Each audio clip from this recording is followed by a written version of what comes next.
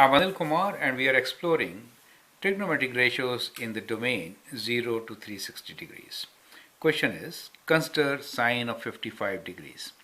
State sine of trigonometric ratio, determine value of the trigonometric ratio, sketch angle and label principal and acute angle, sketch another angle that has the equivalent ratio. So that is the question.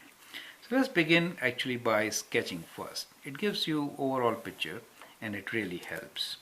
55 degrees, in our coordinate system, this is 0 degrees, then we have 90 degrees, 180 degrees, and 270 degrees, and back 0 or 360 degrees, correct? 55 degrees means we are in quadrant 1, so we can sketch approximately kind of like this. So that angle, we can make an arrow. So we get 55 degrees here, right? So that is how we could sketch it. So that is 55 degrees, right? 55 degrees here. So we'll begin from here. First part of the question is, state sine of trigonometric ratio. All are positive in quadrant 1. Sine is positive in quadrant 2. Tan is positive in quadrant 3. Cosine is positive in quadrant 4. So all students take calculus or cast rule or all silver teacup. So sine of sine 55 we are considering. It is in quadrant 1, so it has to be positive, right? Since all are positive. You get the idea? So that is how we get the sine. Now the next question is, determine value of trigonometric ratio. Now for this we can use calculator, right? So in the calculator you can feed sine 55, you can feed sine 55 and say equal to, you get the value. Value is 0.8191. So let me write this value as sine of 55 degrees is equal to 0.81915, right? So that is the value. You can round it to as required in the particular question. Here nothing has been specified, so I'm just leaving it like that. Now the second part is sketch angle and label principal and acute angle. Now we know principal angle is 55, right? So let me write which is theta. So we know theta is a principal angle which is 55 degrees, and beta, the acute angle in this case, is also same, which is 55 degrees, right?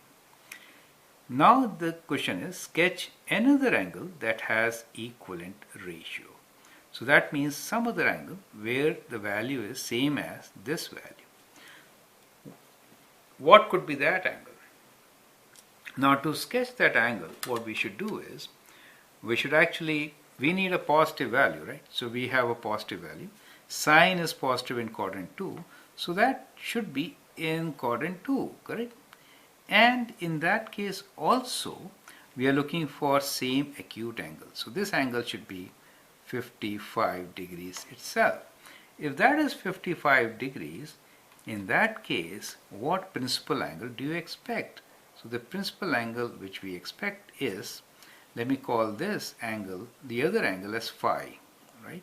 So this angle phi will be equal to 180 degrees minus 55. You get the point. That will give you the same result, right? So what we will do here is, we'll first calculate phi, which is 180 minus 55, write on its value, which in this case is 125 degrees, correct?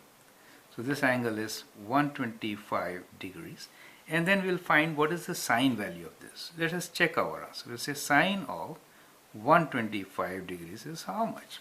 So we'll say sine 125 bracket close equal to, so we get 0.81915. Do you see that?